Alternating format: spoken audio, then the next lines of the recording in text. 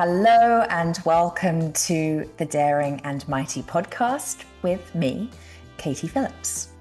And today we have the Sisters on Speed Dial segment, and I am very much looking forward to a conversation with Claire Davis, who was the co-founder of the Midlife Mentors with her husband, James. And Claire and I met maybe in 2020. I can't remember who introduced us, but I remember our first ever Zoom call, and she was in a cafe, and you just meet people and you just hit it off. I mean, at the time we were both working with midlife women, so we were speaking to each of our expertises in that area and wondering how we could collaborate. We became friends before we collaborated.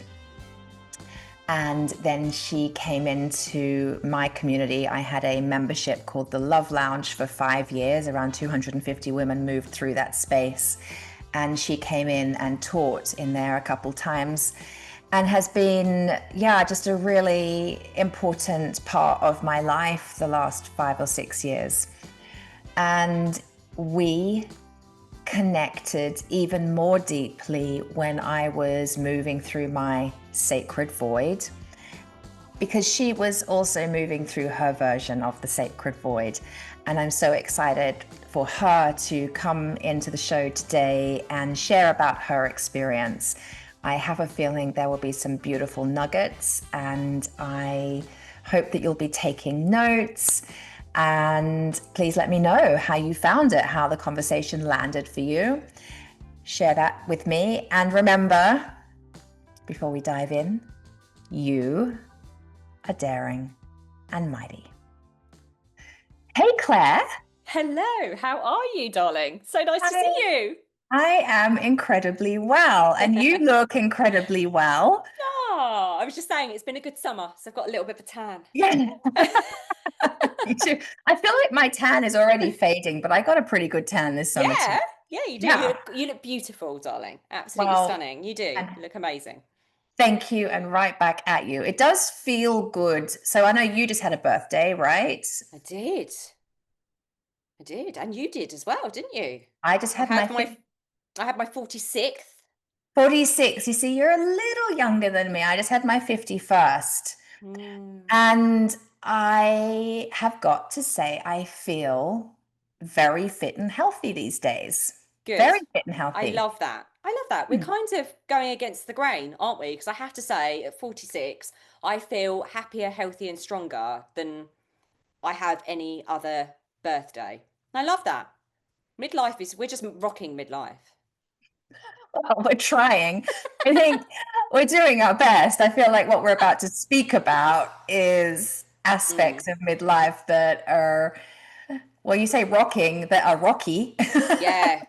Yeah, I was being slightly facetious. Yeah.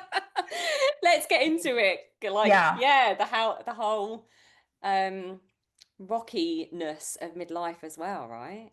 Yes. So you went through something that I have come to call the sacred void. For most of my time in that space, I called it the void. And now I've come to see it as sacred, a very special period of time. Let's call it a portal. And you were one of the women that I had a few conversations with as I was going through it, because we discovered you were going through it too. And we were just speaking the same language. Yeah. And I want to bring some of those conversations that we were having here into this conversation today.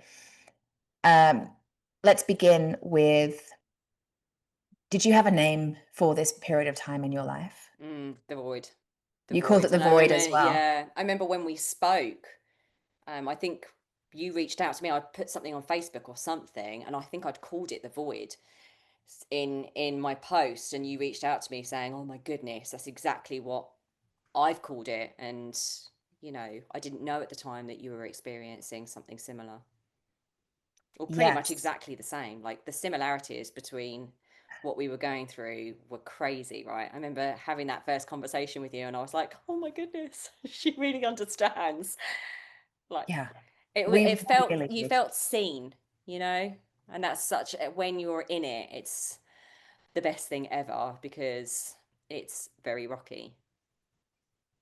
Well, it's a very bizarre and weird experience when you are the type of person that you are, that I am, who doesn't really know any other way to move through the world except to be purposeful, Hmm. busy, out there. Uh-huh. Like, we both run online businesses, so we know what it takes as entrepreneurs, to the relentlessness and the persistence and the determination, the positive self-talk it takes to show Hmm. up every day, to have that positive impact that we want to have, because we're both so purpose driven and we deeply care about what we do. Yes. It's not a job, right? We do what we do because we care.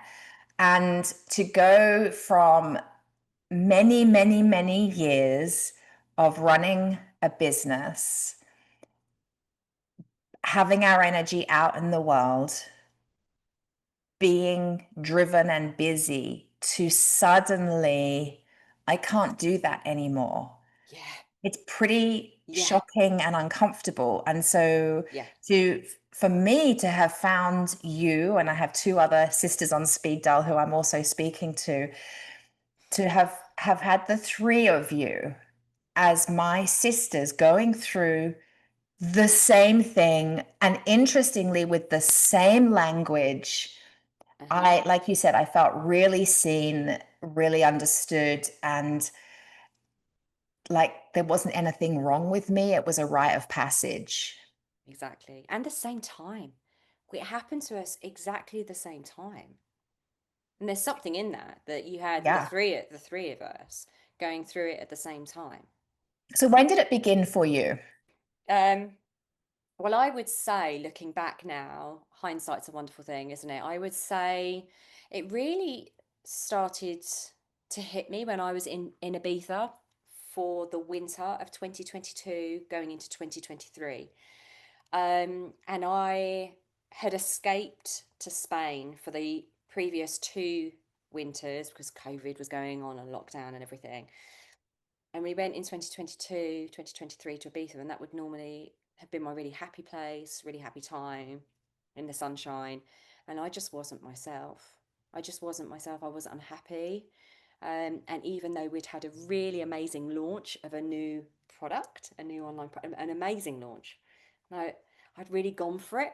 Like, I'd taken it to new levels of determination and delivery, and even better with all this new funnel and tech and da da da da da, like all bells whistling, even though I'd done all of that. When was And that? Let me interrupt you. When was that launch? Was that the that, end of 22? yes, it was November 2022, and it was called Vision and Vitality. Well, And I just have to stop you there could and you do share something? that my biggest launch, with all the bells and whistles, I had 700 women, I remember you, 750 yeah, women I register into it. remember. I It was remember. a super successful launch at the end of 2022. And then it was the beginning of 2023. I just went, no. Yeah, so exactly the same time. Exactly the same time. And I think, James and I running the business together, James was going through a really difficult time himself. So I felt like I was propping up a lot. Um, and the pressure that I was experiencing at the time, and the pressure I put on myself, this showing up anyway. You've said so much of it, and we'll go into that. But yeah, that was when I realised something was a bit off. And going into Christmas, and normally I'm a Christmas fairy, and I love it, and it's just like dead, numb. And then I did 75 hard, which was absolutely insane. So on the 2nd of January, because I didn't feel like I was disciplined enough or determined enough, or I needed an extra challenge in my life. I needed to be better, I needed to be a better version of myself. I put myself through 75 hard, which is 75 days of brutality, basically. 2 workouts a day. I'm a personal trainer. I should have known better, but I didn't. I don't know what was going on for me at the time. Like massive unhealed trauma, trauma response of some kind. 75 days of 2 workouts a day, no alcohol, like a really strict nutrition diet, blah, blah, blah. Yeah. And I had what I would call burnout slash breakdown pretty much at the end of that. I had a lung infection. I was put on a drip. I was basically had pneumonia. Was back here in the UK doing all those workouts in the winter. Um, Even the day that I was in hospital, I still did my 2 workouts. I mean, What? no, Were I you know, I know, when you look back at that, because that sounds like some, I mean, there's nothing wrong with challenging ourselves, I right? know. But from the woman I know, because I knew you before that, you were already driven, Oh performing. yeah, You, yeah, it's yeah. not like you No. weren't already motivated. So Mm. what was the proving energy there? Like, can you reflect back on what, or maybe what you were avoiding by going Yeah. hard into something that was familiar territory to you? I think it was a lack of self-worth. I think it Right. was a lack of peace and self-love and acceptance of myself and surrender to just what is. Um, and this whole striving thing and proving thing then went into, I just aimed it at something else. So I was like, okay, I've achieved this big launch. That didn't make me feel good. Still not okay. I know. I'll do another challenge. That'll make me feel okay. So I'll do a physical challenge and I'll do something where, I can win at. I can win at something else. But I feel like your brand, the Midlife Mentors, and the personal training that you do, and that has been your background. And Mm, I mean, I rarely go on social media and don't see a picture of you in the gym, right? Like mm. it's your thing. Yeah. It's familiar to you. So it's not like a challenge like that is new for you. No, I mean, no. it's next level. Yeah, it was next level. So maybe that's what it was. It was like, okay, um, I think if someone puts a challenge in front of me, I'm very competitive with myself. So if someone puts a challenge in front of me, it's like I do, and that's not a bad part of anyone's personality. It's when it's taken to the extreme like that, that it obviously is. But I think everyone in my alcohol-free group was doing it, and I was like, oh yeah, that sounds great. Let's do it all together. So it was also that whole community thing and doing something shared, which I quite liked because I think I was feeling quite isolated at the time. So that was another thing, being part of a community, being part of something online, and sharing it every day and sharing your wins every day. There's something Mhm. about that accountability that I quite liked as well. So it wasn't all about pushing myself and proving myself. It was also, yeah, I would say feeling a bit isolated, maybe out in Ibiza at the time, and wanting that community feel. But yeah, you're right. I mean, I look back now, um, and I'm obviously much healthier now, much stronger now. I was doing my body a lot of harm, which just goes to show the difference between my mental state then and now. How are you doing your body harm? By overworking it? Overworking out, Yeah. overworking out. And I wasn't, some of those workouts, 2 workouts a day was a walk. But yeah, I mean, Mm. I should have known better for myself. I would never, never have asked a client to do that. Never in a million years would I have ever said to a client, do that. Ever. And yet I was doing it to myself. So how would you say this was the beginning of your experience in the void? What moved next? Well, it was, oh my goodness. Even doing 75 hard doesn't make me feel better. Something else that hasn't made me feel better. How funny. Um, and having been ill, so then I got pretty ill after the lung infection. And Then I started drinking more alcohol, and I could just feel myself spiraling. Not that I was drinking loads and loads and loads. I wasn't drinking every night, or it was just, it started to be something that I was looking forward to, and that had never been the case with alcohol. So I just noticed that there was some patterns of behavior that were showing up that made me a bit concerned about myself, if that makes sense. And then because I'd been ill, my body just, I just felt my body was aching. It felt sore. I lost motivation. Mm. So this was in a space of about, that was the end of, no, that was mid-March. It was by early May that it was really bad. Lost motivation, didn't get out of bed 2 weeks, didn't shower. Um, Moments where I thought, I don't want to be here. Wow. So you were Yeah, yeah, really yeah. low, really Yeah, low. yeah. I just want to, I have a question on that before I go to it. The piece you said about alcohol and you were looking forward to it. I want to Mm, just mention it because I think that's something that we don't talk about.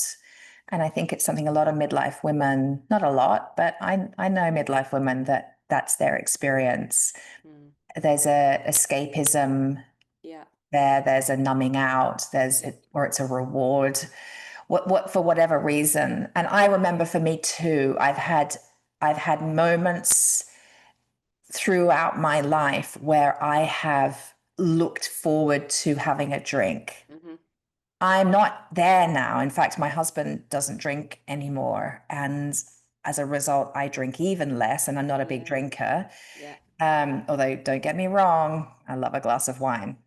I don't look forward to it in those yeah, ways that I remember yeah, periods in my life needing it and looking yeah. forward to it. What were you looking forward to about it?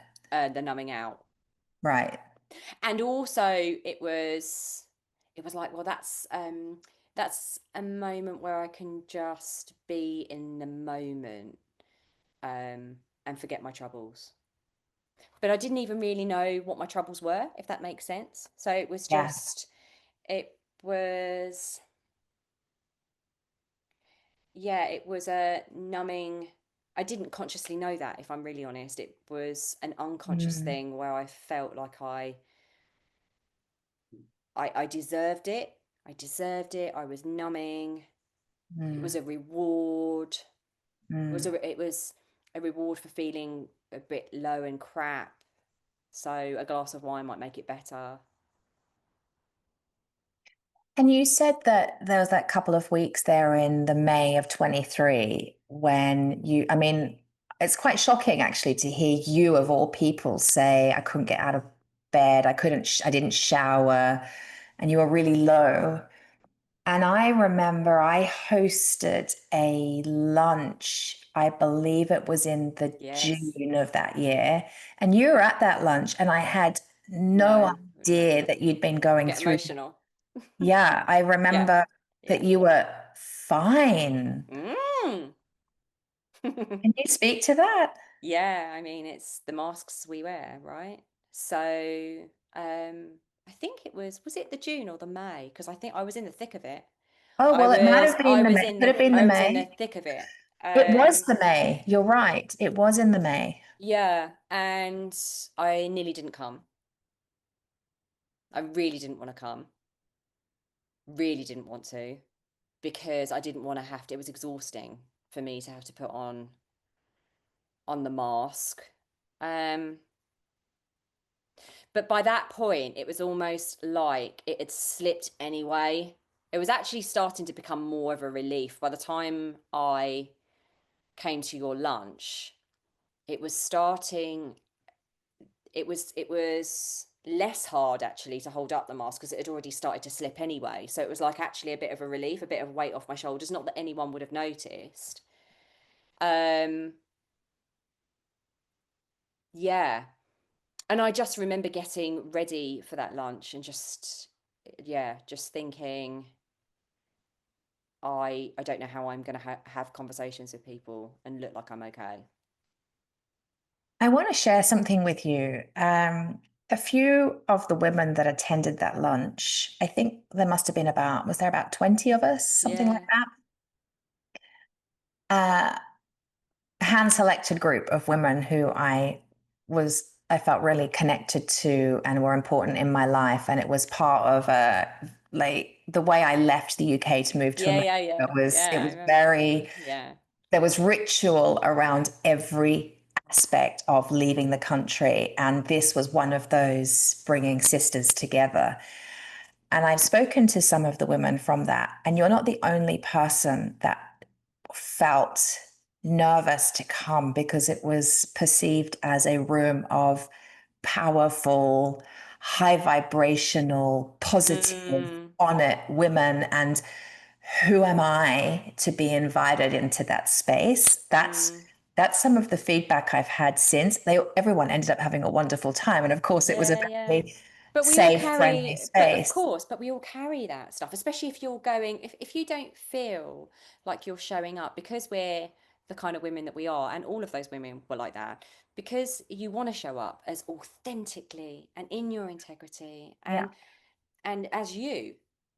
But if you're in the voids and you is changing, of course we're all going to go with those slight imposter syndrome feelings or I don't know those people, so it's not like I can go, hey, I'm having a really difficult time right now. Right. Um, so yeah, but I, us women are funny, aren't we? Sometimes we're all Aren't such we? aren't we? Like we're such a beautiful group of people, but aren't we just funny? Like some of the stuff that we bring to the table and that kind of like insecurity and not enoughness and a lack of feeling, oh, if I'm vulnerable, somehow people might think that I'm weak or it's Mm. funny. Can't always put your finger on it, but Yeah. Yeah. When I hosted that lunch, I was in the void. I was in the same, May. So same, I, same, I same. began in January. For me, it was the 1st of January was my moment of I can't, like, I have I to can't do stop. this. But the directive was I have to stop. Hmm. It was a very powerful directive that made no rational sense because, like I Yeah, said, I just had this same. massive launch that was so successful. And I was meant to be doing another launch for Valentine's Day because then it was my Meet Your Soulmate experience that I was guiding women Yeah, through. And then they were coming into my Love Alchemy program and my Daring and Mighty Love program. And it just made sense because February, hello, of course it Valentine, does. day before Valentine's is International Self-Love Day, and then it's Valentine's Day. That for me, that's well, it's not trifecta, there's only two, but whatever Yeah. that word is. Uh, and I no, I'm not going to do that. So I was very early in my pulling back from how I was doing life and doing work. And I remember feeling low at times in those early months. Yeah. And I remember having a conversation with James that my husband, James, that went something along the lines of, I don't have any friends. Like feeling really disconnected from community, people, friendships, so isolated. I think on the back of 2 years of COVID, I think that was obviously very, Yeah, same. very present. But I was like, I have no friends. And then I pulled together this lunch and he said, I thought you didn't have any friends. And then there's this room of incredible, Right. Yeah, yeah, yeah. beautiful, Yeah. intelligent, Yeah. wise, Yeah. phenomenal women. Anywho, we slightly digress. But I like to talk about this because you and I are having this conversation about the void because we're being real Mm. and there's not enough real conversation around No. the things we're too scared to say or ashamed of in terms of being a woman Yeah. and the feminine wound, that Yeah. Yeah. it's a Yeah. thing. Yeah. We're like showing up into a room full of women that you don't know when you feel Yeah. like a bit battered and you Yeah. don't feel powerful. You don't feel empowered. So you're going in already going, oh, might they notice? And these are things that women don't talk about. But it's there and it's present, even if Yeah. it doesn't look like it. Even if Right. it looks like this woman is, you don't know what's going on for Mm, someone. And, you know, we project all this stuff onto other people. It's just what mm. we do, we're humans, but we don't know. So I think it's really important that you shared that there were other women there that were feeling a Yeah. bit delicate, including you beforehand. I Yes. think it's so important. So Yes. important. Exactly. And so moving on from there, what happened next? Did you even Um, know you were in the void yet? yeah. No. So I was going in and out of it. So March and April, I was going in and out of it. May, even when I came to yours, I was kind of going in and out of it. It was really, I think it was after. So I've got my timings maybe a bit skewed. It was after, definitely after your lunch, that I had that kind of real, that moment, that one moment where I was like, if my head continues to be like this, I don't know whether I can stand this. Like if Mm, I can't, if I've done all of this therapy, all this healing, all of this stuff, all of this proving, all of this success, all of, and I'm still here, I don't know where to go. And that was that. I think that was afterwards, after your lunch, and so you know, part of my story, as you know, um, was calling out to God and saying, you know, if you're there, I've always been very spiritual, but there was something very different about this calling out. It was like, mate, if you're there, come and rescue me. Make yourself known and heal me. Heal me in a way that I can't do myself. Like, this is beyond what I can do. And nothing happened. Nothing. Nothing. So I was like, okay, this is good. And then a week later, I think it was about a week later, my lovely friend Robert, who lives in Sydney, we were just talking about this before we came on to record, who lives in Sydney, who I'd met through my alcohol-free group and doing 75 Hard. We both completed 75 Hard together in the March. And he is a business coach. And so he was supporting me through this tumultuous, horrendous striving and pushing. And he was trying to help me, but I was just holding on too tight. And What was he trying to help you with? Your business while you're in yeah, that business, state? yeah, like Yeah. what's next? Like, what do we really need to do here? What do we really need to do? What do we need to let go of? What do we need to, how can we ease this? Because I was still in and out of it, like this, I've got to grab hold of this, and no, I don't want to do it. Oh, I've got to grab hold of it. So there's this panic, push and Yeah. pull, panic. I've got to do something, and then I'd do something and it didn't work, or Mm. and then he was sat on this call with me, and he I had no idea. Oh, 2 months he was working with me for, and then he just said, oh, just a throwaway comment, before I come onto any call with a client, I pray to God. And I can never explain in words, because there aren't words to explain what happened. It was like my heart, not any other part of me, my heart heard, because it didn't hear, my heart heard. I felt like, I felt, I knew, I knew this to be true. God said, not audibly, if you don't live life with me, you'll never be happy.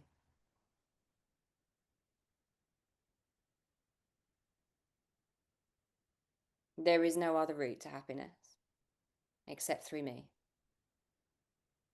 So you have to let go and follow me. And everything changed. So Everything changed. The message to let go, Mm. where did that take you? Uh, it was like immediate. Honestly, Katie, it was like immediate. It was like, excuse me, I was like, oh my goodness.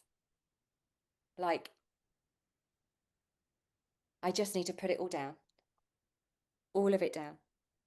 I need to put all of it down and focus on getting to know God Yeah. and being at one with Him. And then everything else will be given unto me. You know, first seek the kingdom of God, and then everything else will be given to you. But if you don't have that, none of this, if there isn't the bedrock of that relationship of the Creator, whatever you want to call it, mine's a Yeah. Christian God, and it's not something that I force on anyone. I'm not that. I'm not that kind of person.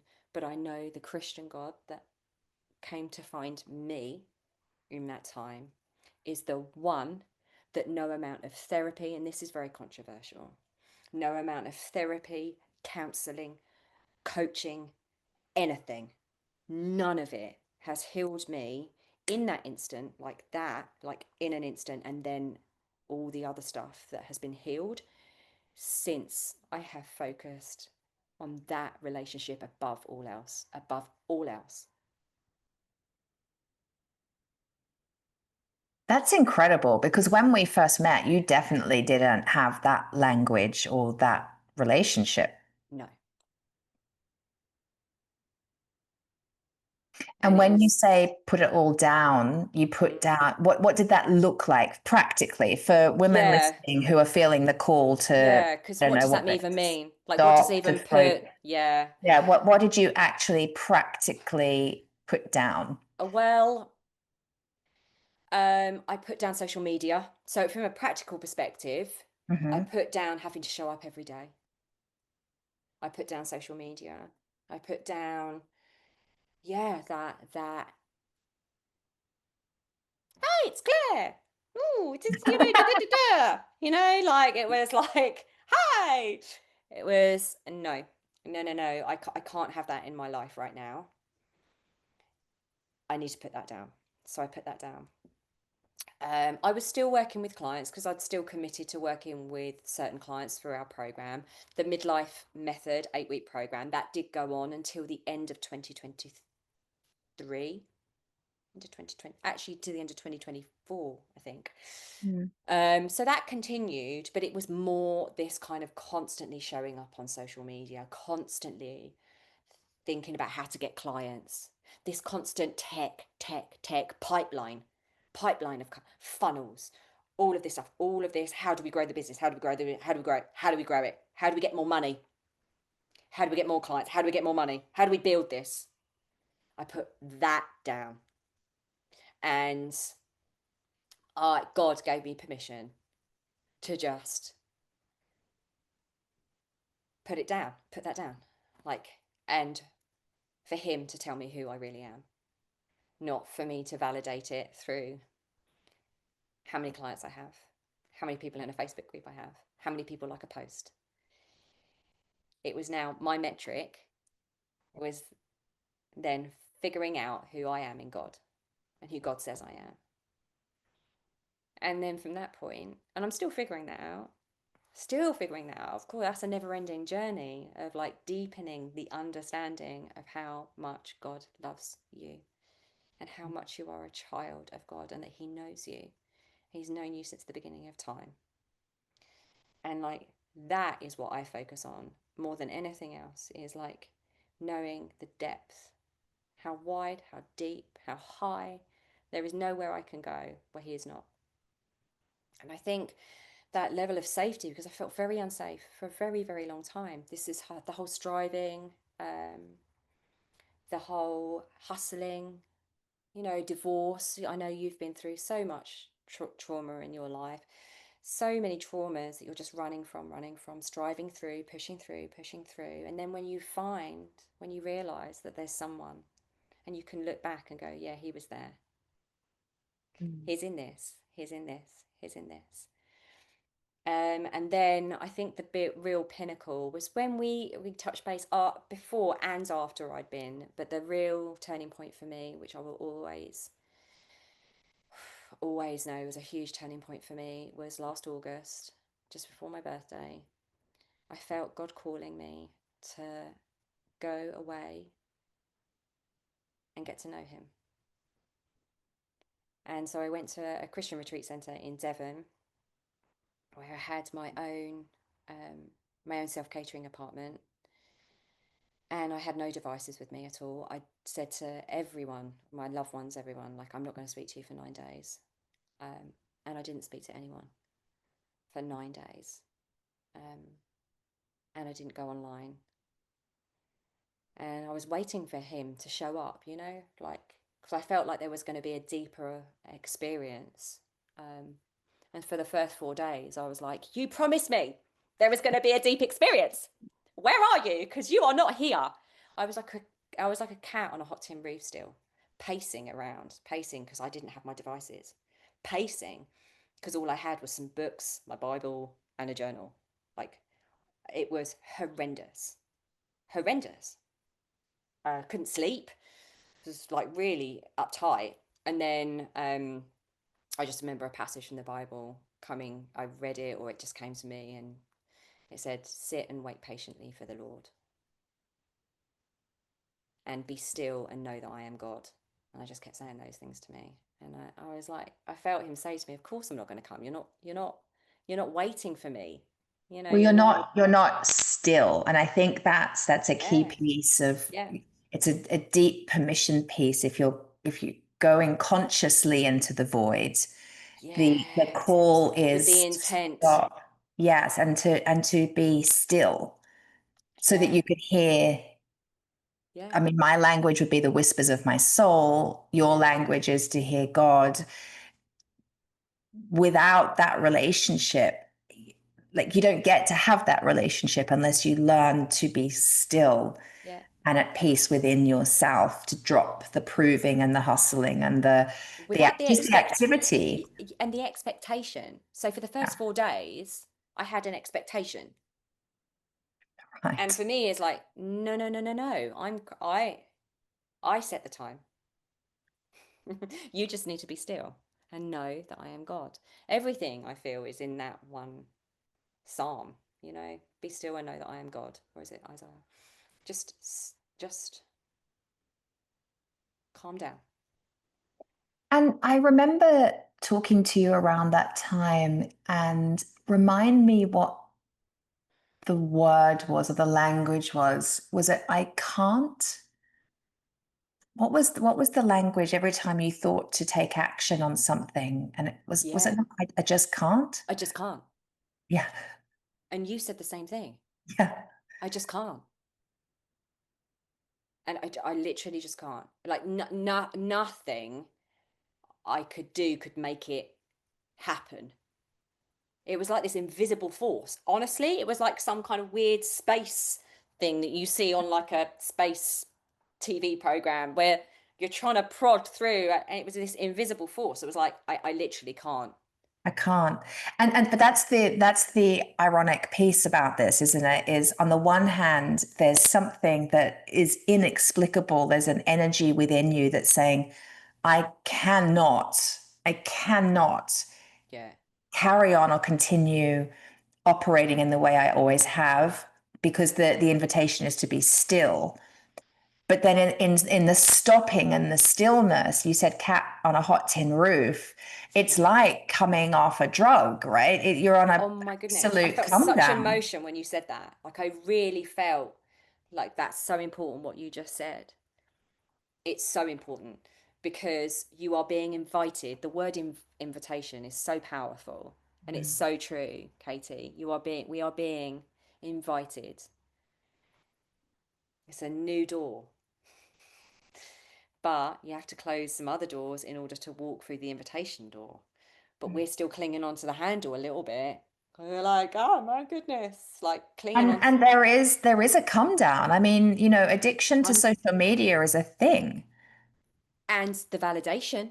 Even though I am going to be completely honest because there's no other way. Like, even when you're doing it because your heart's really in it and you really care and you really want to make a difference in people's lives, don't tell me, don't tell me that there's not an element of addiction there. Don't, because that makes you the one person in the world that doesn't have dopamine.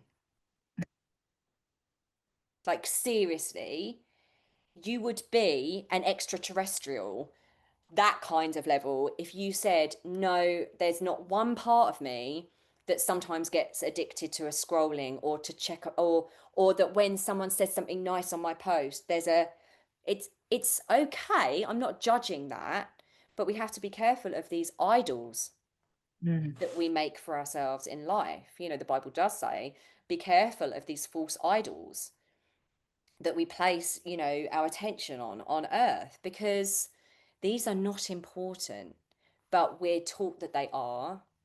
Um, they are they are normalized, but it's not normal. It's not normal to have this intensity around technology.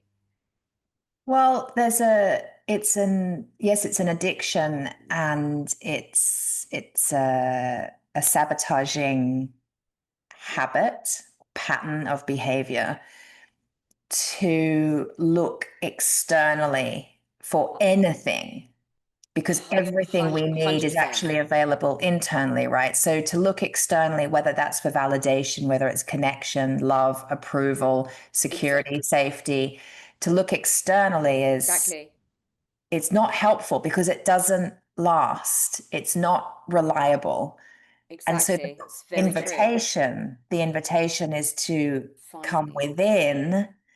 And that, I mean, this has been my work. This is the irony is we're having this conversation, and I remember when I first started coaching, and my message was about self-love and the self-responsibility piece around that.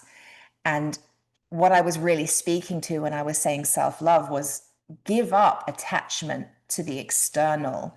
Love yourself enough to come within and discover who you are and create a relationship with that part of you, which, again, in my language, is as a spiritual being, as a soul before a human.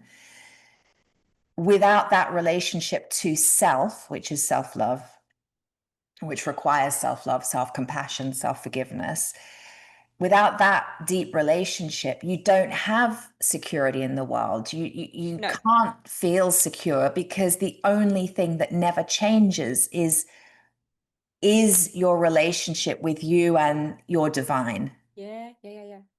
Exactly. And I think it's really funny, isn't it? I look back and I used to speak to a lot of that. This is why we connected. I spoke to a lot of that.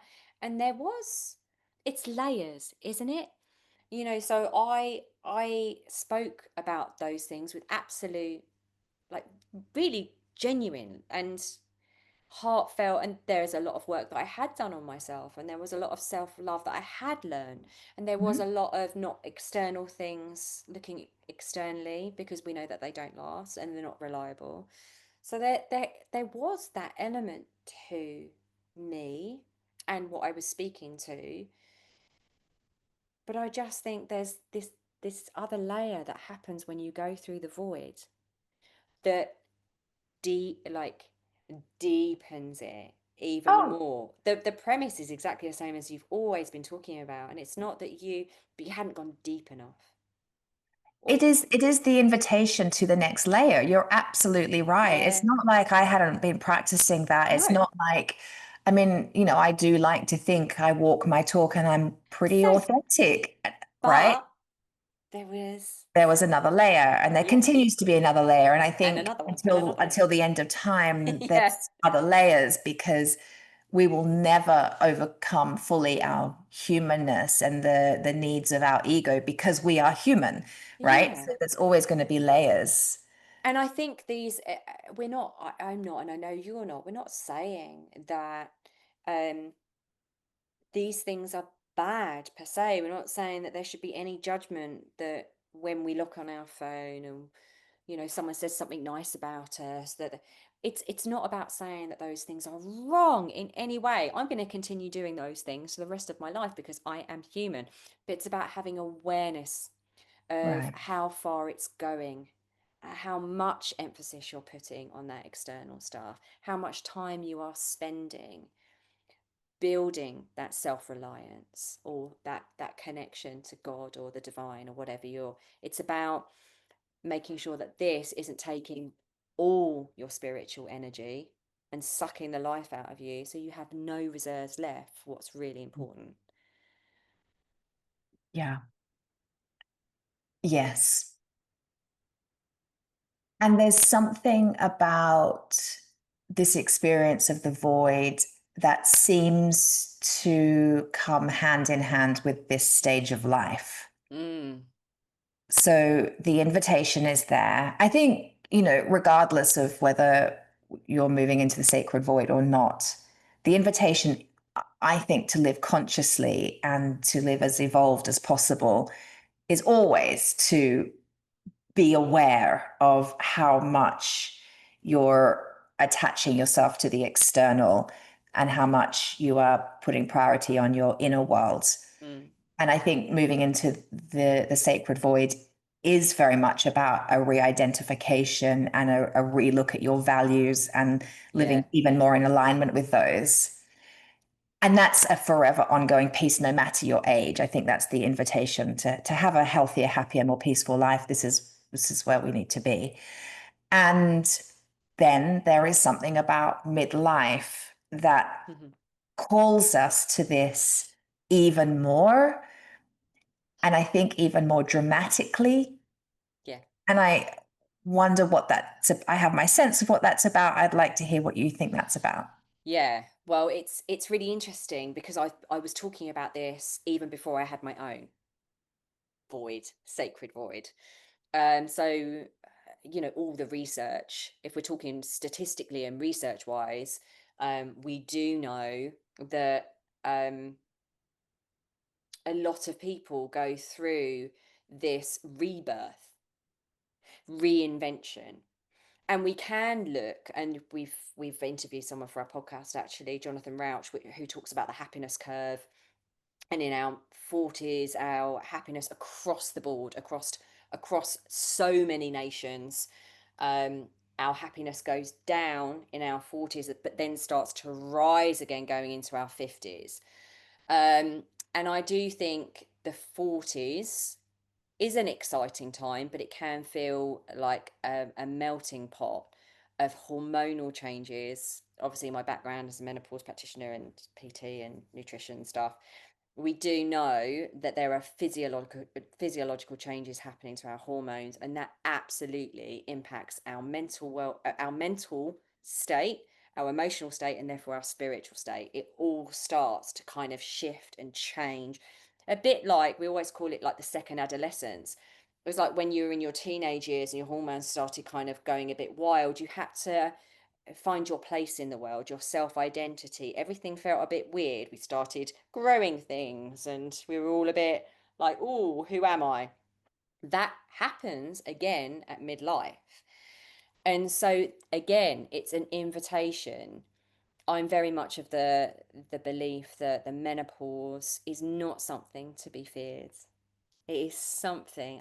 I know that there are so many difficult symptoms and so much stuff comes up for women around this time, and it's not a picnic at all, but it is such an invitation to move into this stage of life with the wisdom, the deep wisdom, the stuff that we can't even speak of, the wisdom that's in our bones, in our souls, and start to use that to to open up. It's like a chrysalis. It's like coming out. It's it's that whole I always liken it to what they talk about with the hag, like the hag has such negative connotations, that old woman, but she was the matriarch of all those communities. She was the one that all the women, all the men, like, she had so much wisdom, and she was revered. She was delighted in. People loved the hag. And yet now Mm. we're like, oh, I don't want to age, don't want to wrinkle, getting old is horrible.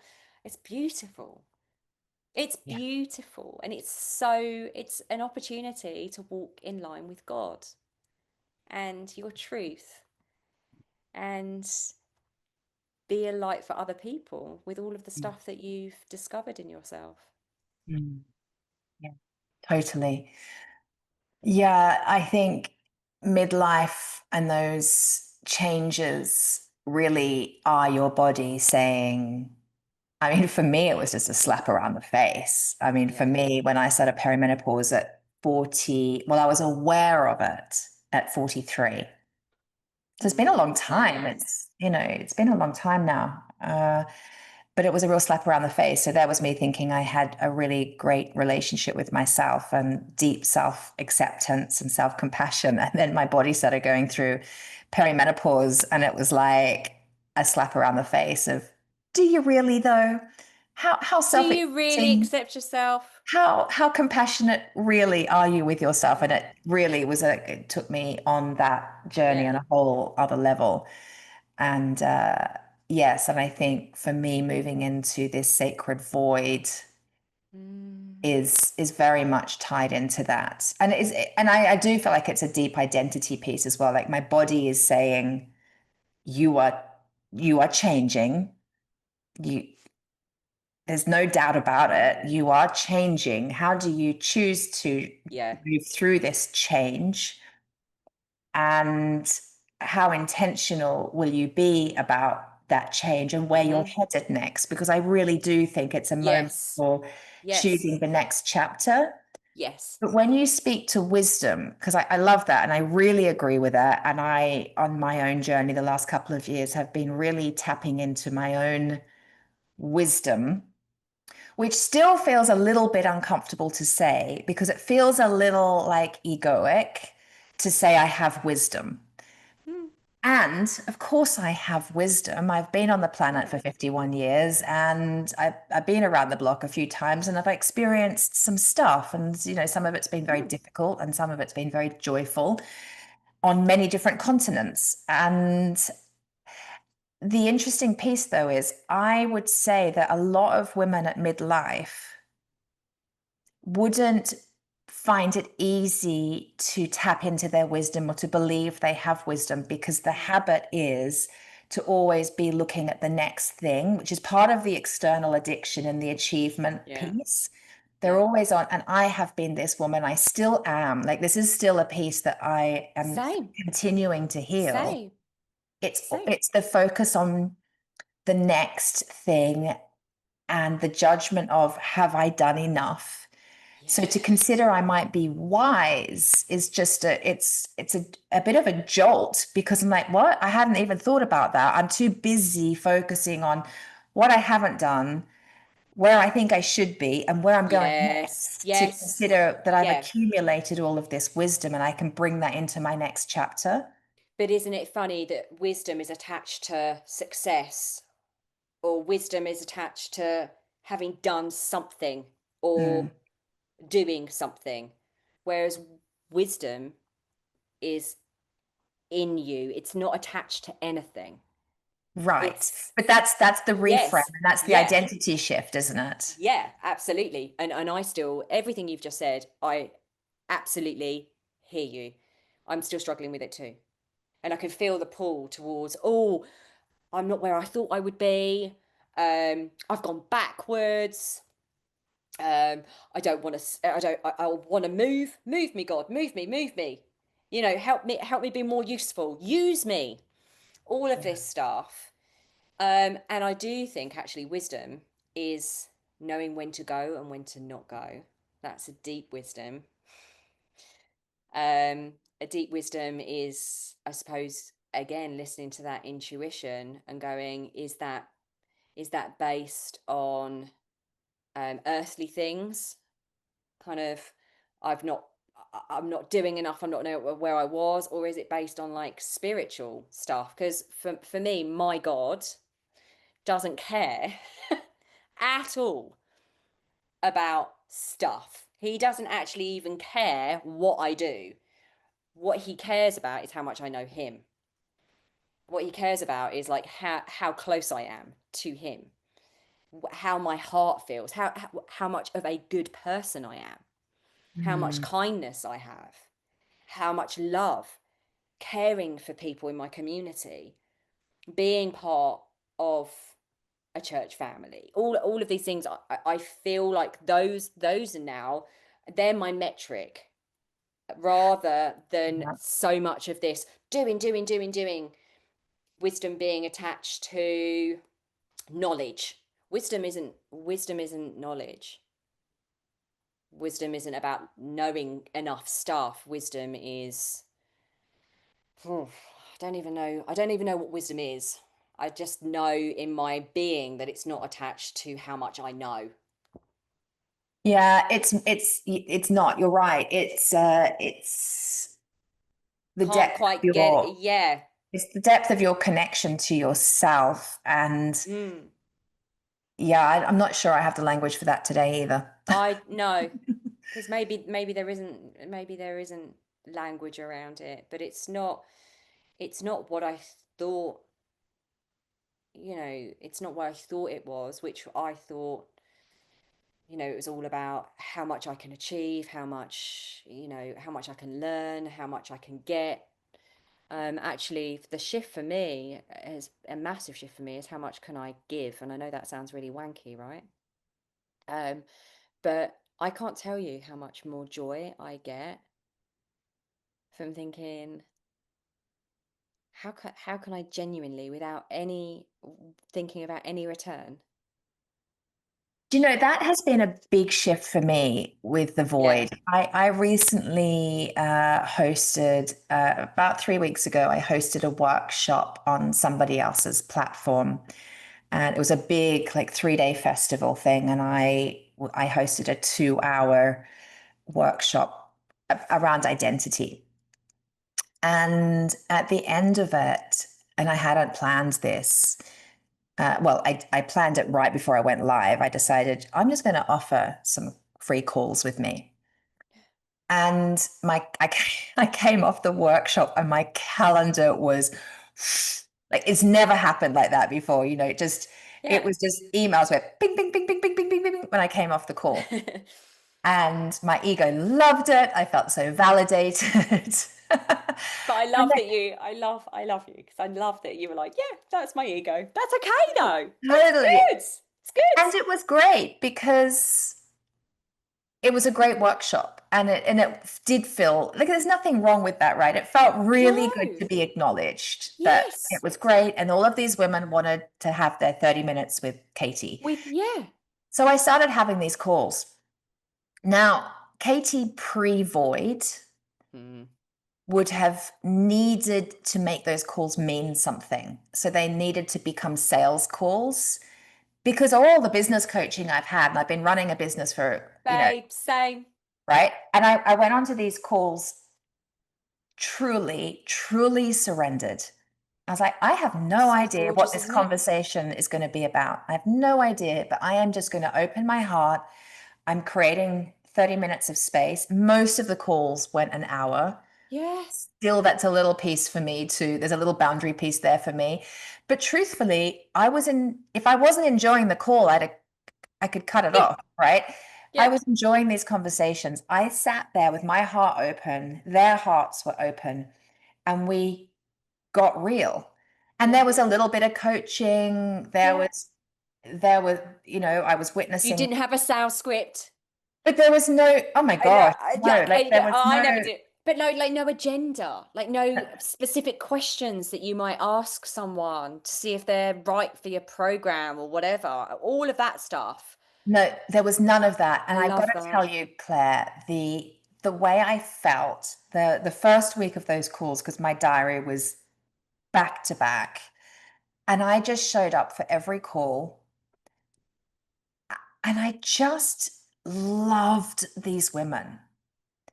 These women were for like lots of different ages and stages of life, mostly midlife-ish. Uh, my heart was, I mean, it was just bursting with love for each woman's human experience. And I felt so privileged that Mm-hmm. I got to just Yeah. listen to them, Yeah. and that Yes. on every single call, there was something that I got to say that definitely brought lightness into their life. Yeah. And Yeah. I got to deliver that for them. Yeah. And Yeah. I Yeah. at the end of every day, James would say, "How was your day?" And I would share, I just got to bring some light and love into women's lives today. Zero attachment. Yeah. Now, will some of them become clients? Maybe. Yeah.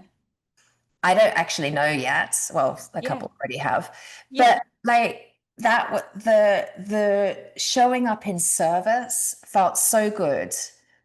And it goes against the grain of anything I have ever been taught in business. Same.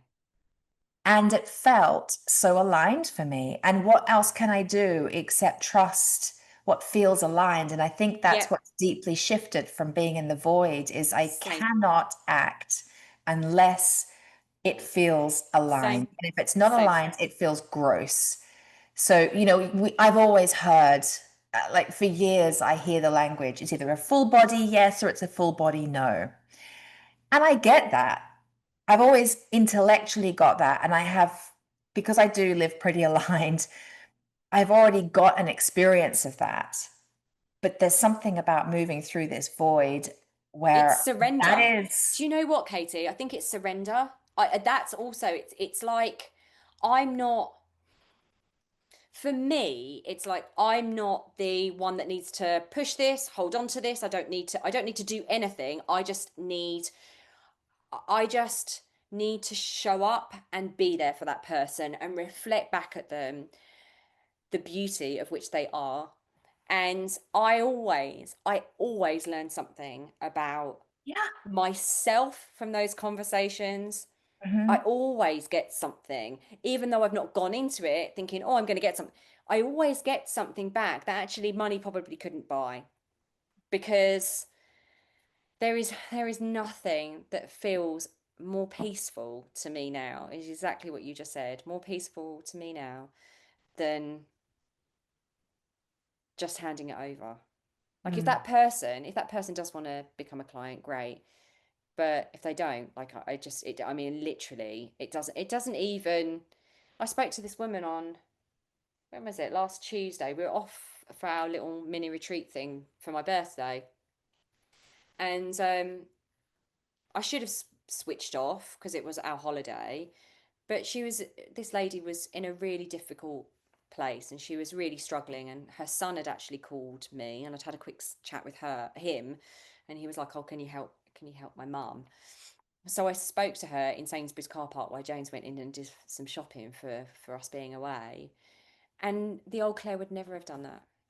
The old Claire, and was that overstepping my boundaries of my own time? I felt like God just saying, no, for me, I was like, I'm checking in with you. Should I take this call? Shall I make space? And it was like a full bodied yes. Yeah. And I gave her 15 minutes of my time then, and then I spoke to her again at a different point. Old Claire would never have done that. Claire before the void would never have done that. And she hasn't become a client because I told her I couldn't help her. She needed to go and have some therapy. Right. I'm not the person to have helped her. She needs to go off and.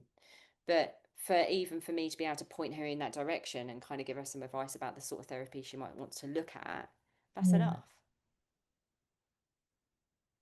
Do you feel like you are still in the void? Have you popped out the other side? Where are you at with it now? Um, I no, I'm not still in the void. I I'm in the place of it doesn't feel like the void anymore. It feels like something new that I can't name. I'm not into a place of action, action, action yet. Not at all. We're running our retreat in October, and I'm very excited about that because we've had to cancel the one before that because we didn't get enough people, but we've got enough people for this, so I know I'm running it. There's still some places left, and I'm very excited to do that because it's in person and it's in Ibiza and it'll be fab. And it's actually about helping midlifers in this transition period. Mm. But other than that, I'm really not in an action place at the moment. And I shared with you before we joined this call, there was something that I'd put out um, for a 1 day with me in London in September. And a few women were like, yep, yep, I want to do it. But it ended up actually not feeling right.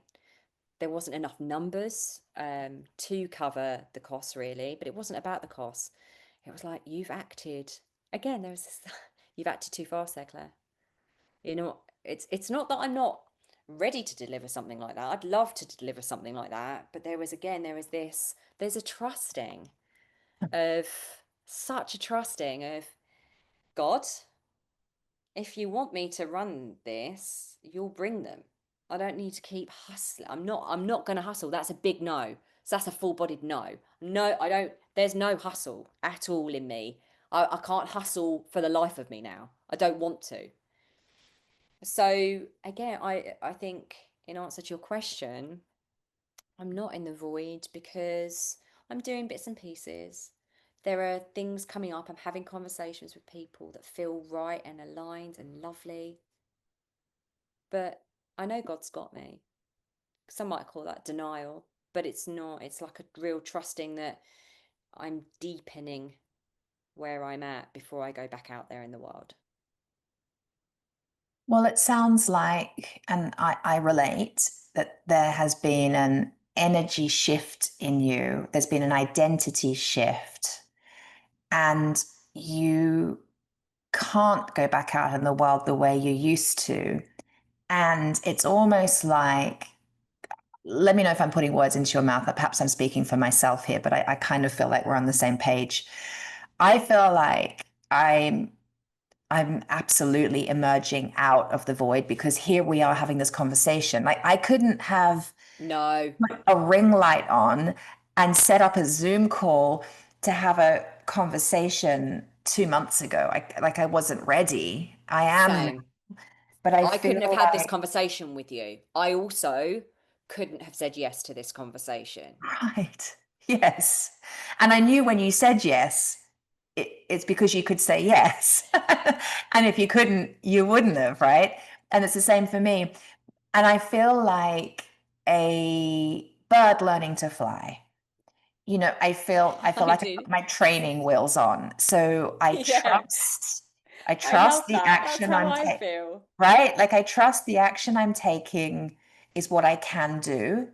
I'm Yeah, not doing anything that doesn't feel okay for me, I'm not doing anything that's out of alignment. yeah. We shared earlier, I did try to set up a Facebook group as a community space to be part of this 5-day experience I am creating, which again, ask me to create that 2 months ago, it would have been an absolute no. Yeah, And it's kind of a miracle to me that it feels like what I yeah. want to do next. I tried to create a Facebook group. I did create a Facebook group, and I don't know what happened. The technology, suddenly I've got all these people that I have not invited into this Facebook group Yeah, coming yeah, into this Facebook group and posting things. And they don't even know what the group's about because I'm still figuring it out. And yeah. there's things going in and people coming in. I'm like, what the hell? Like I didn't. And all the toggles don't allow it, and yet Yeah, it's happening. And I'm like, okay, that feels gross.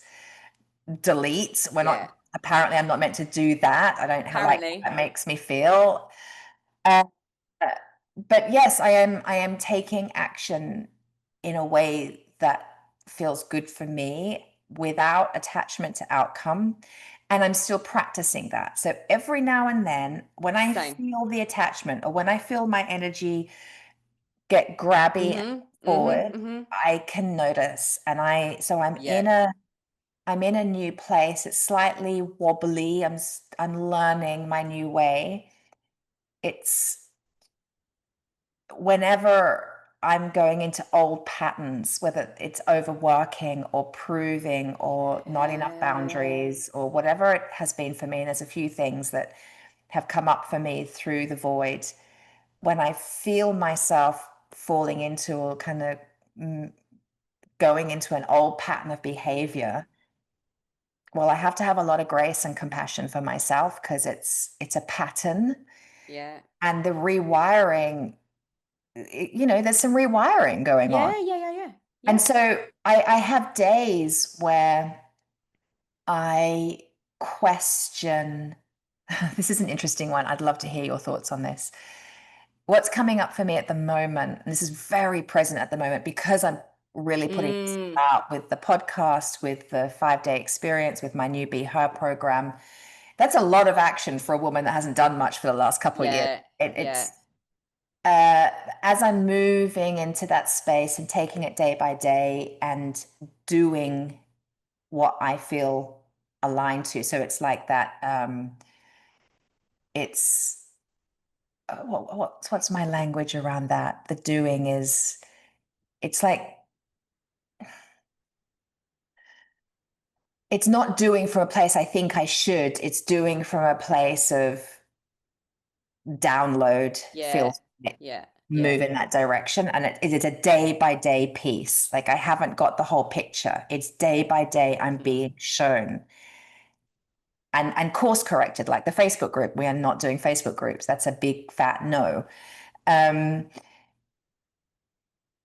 and what I'm noticing going like sort of firing off in my brain when I fall back into old patterns and I notice I have to course correct, I have this voice of doubt that says, and it's mean. It says, "Did you not learn anything? You just spent 2.5 years mm. in your sacred void, and it was sacred. I mean, what I have moved through in that It time, is. well, it's making me emotional I to know. I speak can to you hear it. about it No, now. it's beautiful. What I have moved through, what I have felt, the shame that I had to move through and overcome, Yeah. the stripping back of identity and ego. Mm-hmm. I have Mm-hmm. moved through a lot Mm-hmm. and it has been sacred. And so then I find myself putting a little bit of pressure on myself of, did you not learn anything? Did you Mm-hmm. really, did you really Yeah. shift your identity, Katie, like you're speaking of? Yeah. Have you, are you really different? Have you really moved into your next chapter? Like that's the noise Yeah. that is firing off at this Yeah. phase of the journey for me. Yeah. Can I speak to that? Please. Um, so one of the things that really came through for me then, like when you were saying it's a day by day thing, one of the things when I'm in prayer is that does come through for me at the moment, you know, I do feel like God has very much steadied me, and He just says to me, do what you can with what you've got. So sometimes I'm like, oh, I want to go and do this. I want to do this. I want to do this. It's like, no, no, no. Just do what you can with what you've got every day. And sometimes I'll have like a little conversation. I'll be like, okay, well, what does that look like today? Sometimes I can hear that very clearly. Sometimes I can't. But that doubt, um, and that meanness, for me, you know, where I'm coming at life from now as a new Christian, is that's the darkness that tries to keep you, whatever you call that. That's the darkness that you've released and you no longer are. But that darkness doesn't also, so I'm on tricky ground here. That darkness also, I believe, doesn't want Katie to really move into the light, to really know that God is within her, that God has her, or divine, or that there was a specific reason that God divine put you here. And a lot of the time, that darkness does try to keep us locked away from that, because if there was a whole world of Katie's, like a whole world of Claire's living in their divine purpose. Wow. Wow. Um, and I just feel that that's not from God or divine or whatever you want to call it.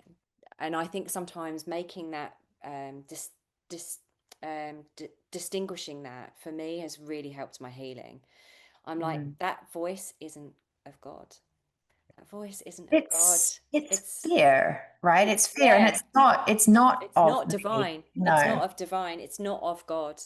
It's Yes. it's of your past conditioning. It's of your fear, Yes. of whatever you want to call that. I just feel like that's now what I know. What I know for me, just being able to go, that's the darkness. This is the light. This is not what God says about me. That, Yes. God's not saying, have you really learned? God's saying, oh my goodness, Katie, I put you in this beautiful divine void and look at the woman you are. I'm so proud of the woman you are. You've learned so much. I'm going to use these divine things I've given you, all these lessons I've given you, this has all been for a purpose, for you to now go out into the world and shine my light. And that's the voice of God. And that's the practice that I now have in, whether it's in prayer, whether it's in reading scripture. It's a deepening sense of what the voice of God is and what it isn't, and what he says about you. I hear you. And while I have my training wheels on, and I'm learning to fly in this new identity that's been Mm, emerging, there's still a falling away of yeah. patterns Yeah. that don't serve, right? So that it's like more around perfectionism is Mm, falling away because mm, that's a piece for me as a as yeah. an overachiever, high achieving woman. Yeah. For me, that went hand in hand with perfectionism, and that's been a body of work for me over the years. And in the sacred void, I noticed that even more. I mean, could I even, it came up, could I be more perfect? Could I do this doing nothing? Could I do this being still thing more perfectly? Perfectly. I do it better, It's like, Yeah, I how hear does one you. do it to get the best results? Oh my Yes. gosh, the noise. Oh, it's ridiculous. Yes. But that's How that can I is, get there quicker? How can yeah. I learn this quicker? How can I Yes. learn this lesson as fast as possible so I can just get on with my life? Yeah. So Yeah. there's still for me as I'm popping out the other side, there's still a shedding and I'm still being shown. And this is a forever thing. I don't believe all of our stuff just suddenly disappears. But what I have learned in the last 2.5 years, what I've experienced and how I've come home to myself even more when I have those voices of doubt and judgment of myself, I could put my hands on my heart. And quite often, this is how I go to sleep at night. I put my hands on my heart and I just remember. Like I just remember Yeah. who I am and what's true and what's real. And what gets created and birthed from that is what's meant to get created. And that's kind of it. Yeah, yeah, I mean, yeah. it's really, that's Yeah. it. Yeah. But I've got 51 years of doing life The other. the Yeah. other way, I know. right? So And it's like unwinding. It's unwinding, you unwinding. saying about the training wheels and stuff, it does really feel like that. It feels, for me, I can feel the ebbs and flows of it. And for me, when I feel like that, it's about being in that stillness with God.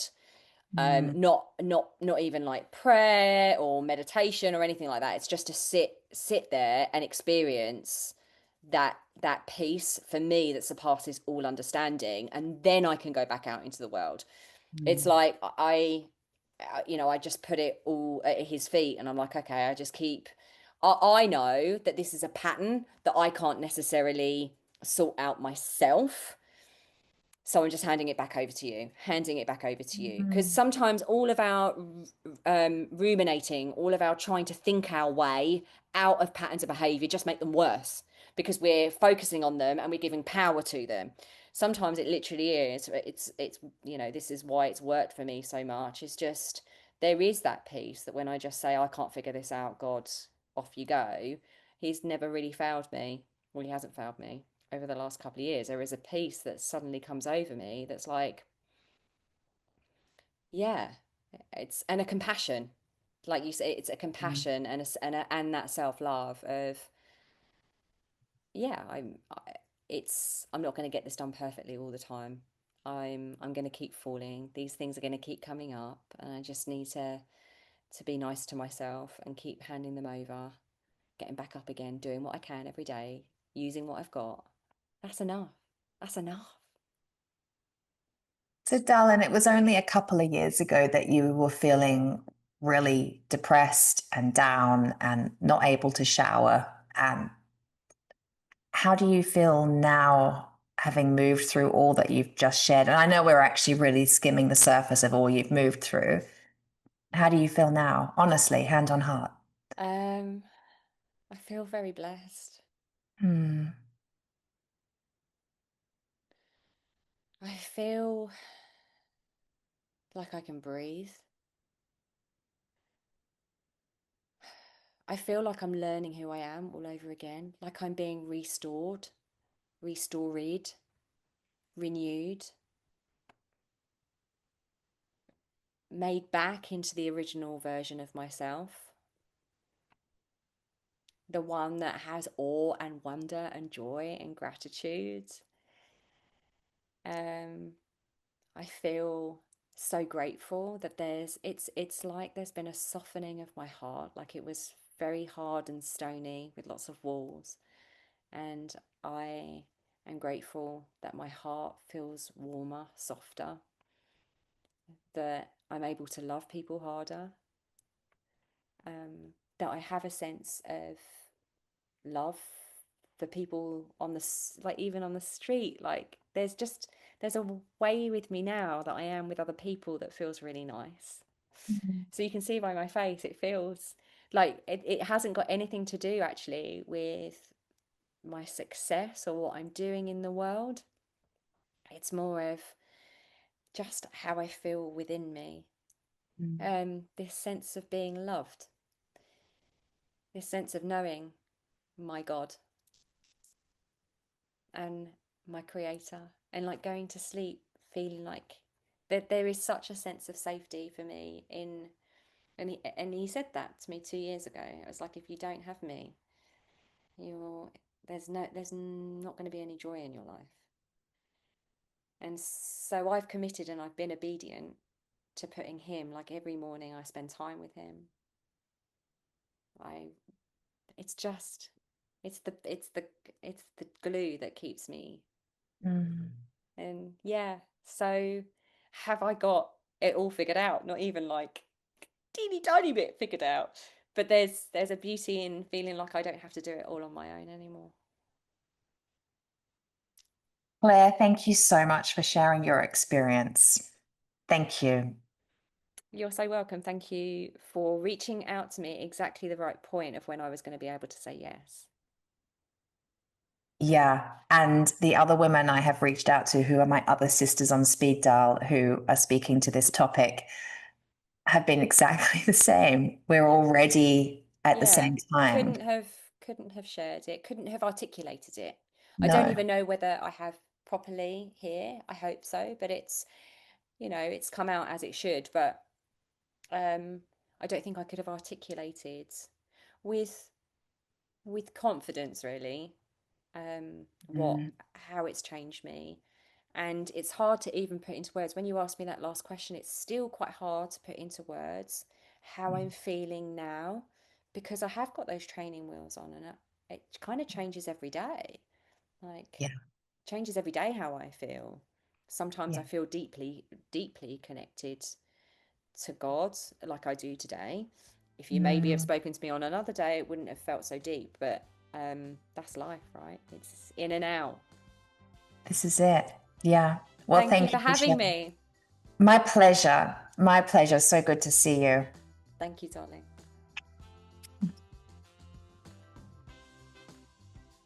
Wow. Wasn't that the most beautiful conversation? I received so much from hearing Claire share her story around being in her sacred void. And it was really special to hear her so openly and honestly share of her experience of deepening her spiritual connection with herself and her God. Really, really moving. I love conversations like this. I love being in the company of women who are just so honest and real, and we say it how it is. And we do that from a place of real conscious intention because we want to live daring and mighty lives. We want to move into the next chapter of our life feeling awake, feeling aligned. And that's kind of the perfect segue to invite you to come and join me in my free 5-day experience. It's a women's circle that I'm hosting online from the 20th to the 24th of October. And it is called Awakened and Aligned. And in this space, we are going to be having real conversations. It will be a circle of women who are looking for purposeful connection with other women, who want to have the kind of conversations I have with my sisters on speed dial, and who want to move into the next chapter of their lives with alignment and conscious intention, and who want to learn the art of creating peace and stillness within, so that they can step forward in a way that has them feel that full body yes that Claire and I were speaking to. And maybe you're just entering your version of the sacred void. Maybe you're in the messy middle of it. Or maybe like Claire and I, you're just kind of coming out the other side of it with your trainer wheels on. It doesn't matter where you're at on the journey. What matters is that you want to be in connection with other women who get it. And you would like to be held safe in a container, led by a guide like me who's been where you are, or something similar at least to where you are. And I care about your journey, and I care about what you're bringing into the world next, because the world needs more awake, aligned, conscious women.